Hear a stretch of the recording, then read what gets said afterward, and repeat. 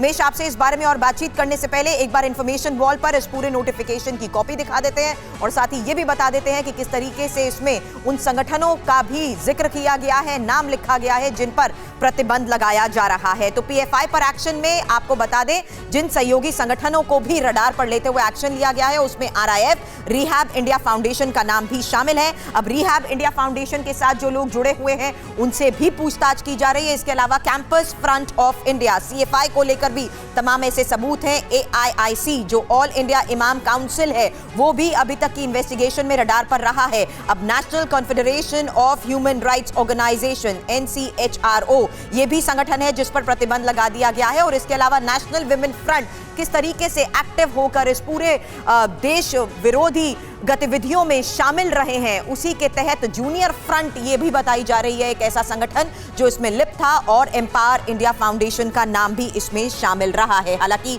Business loan के लिए bank गए तो बिजनेस प्लान दिखाइए करके पूछते हैं।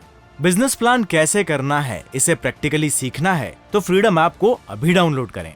रिहैब फाउंडेशन जो कि केरल में है उसके खिलाफ जिस तरीके से लगातार कार्रवाई की गई है, कुमार कुंदन मेरे सहयोगी हमें बता रहे थे कि कैसे केरल में जिस तरीके से पूरे मामले पर कार्रवाई की गई उसके तहत कई अलग अलग राज्यों में भी इन्वेस्टिगेशन की गई है जिसके बाद कई बड़े खुलासे हुए। उत्तर प्रदेश को लेकर हमने अपने संवाददाता उमेश पाठक से बातचीत की। इसके अलावा आपको बता दें महाराष्ट्र, असम और मध्य प्रदेश में भी कार्रवाई के तहत कई बड़े एक्शन हुए और इस बीच जो फैसला लिया गया है उसके बाद तमाम प्रतिक्रियाएं भी सामने आ रही हैं। गिरिराज सिंह की तरफ से किए गए ट्वीट और उसमें जो उन्होंने लिखा है बाय बाय पीएफआई पर बैन को लेकर गिरिराज सिंह का ये ट्वीट हम आपको दिखा रहे हैं। हालांकि जिस तरीके से इस पूरे मामले पर सवाल उठाए जा रहे हैं उसके तहत भी ये एक बड़ा फैसला है। हालांकि यहां पर 5 साल के लिए प्रतिबंध का फैसला लिया गया है केंद्र की तरफ से, गृह मंत्रालय की तरफ से। और इस नोटिफिकेशन में यह भी बताया गया है कि कैसे पीएफआई के कुछ संस्थापक सदस्य स्टूडेंट्स ऐसे हैं जो कि सिमी के नेता भी रहे हैं और साथ ही जमातुल मुजाहिदीन बांग्लादेश से भी इनका संबंध रहा है। ये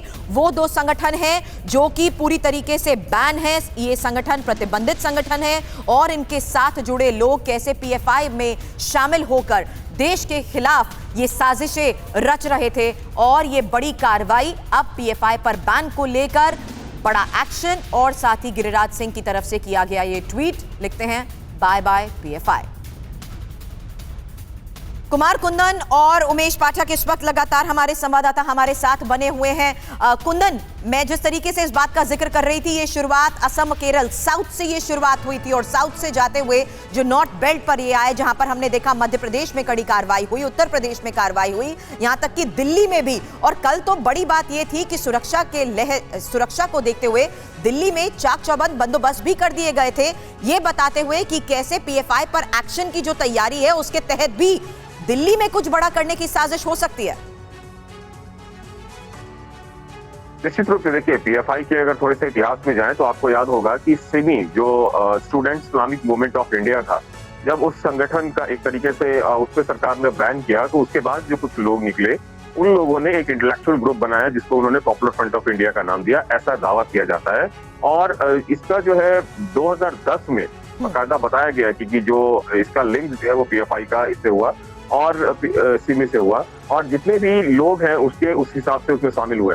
सबसे इंटरेस्टिंग मैं 2012 का वाक्य बताना चाहूंगा सुरभि, जब केरल सरकार ने केरल हाईकोर्ट को इस बात के लिए इन्फॉर्म किया कि कंट्री के सेफ्टी के लिए, कंट्री के देश की सुरक्षा के लिए ऐसे संस्थानों को बंद किया जाना चाहिए।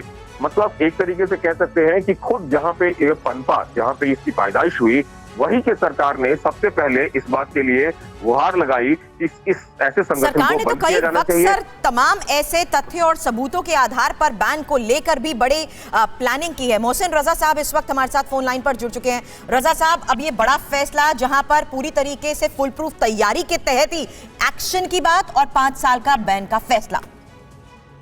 देखिए, मैंने पहले भी कहा था, कई बार हमने मांग की थी कि इसको बैन किया जाना चाहिए। जब यहाँ सीए एनआरसी के दौरान 2019 में काफी आपने देखा था और यूपी के अंदर उपद्रव हुआ था, तभी हम लोगों ने इस बात का, हमारी एजेंसियों ने खुलासा किया था कि इसके पीछे पीएफआई है, क्योंकि सिमी यहाँ पर बैन हो गई थी और सिमी के सारे लोग, क्योंकि सिमी एक संस्था थी जिसको बैन किया गया था कांग्रेस के द्वारा, लेकिन उसमें जो लोग थे, जो विचारधारा थी, वो कहीं जीवित थी और वो पीएफआई में कन्वर्ट हुई।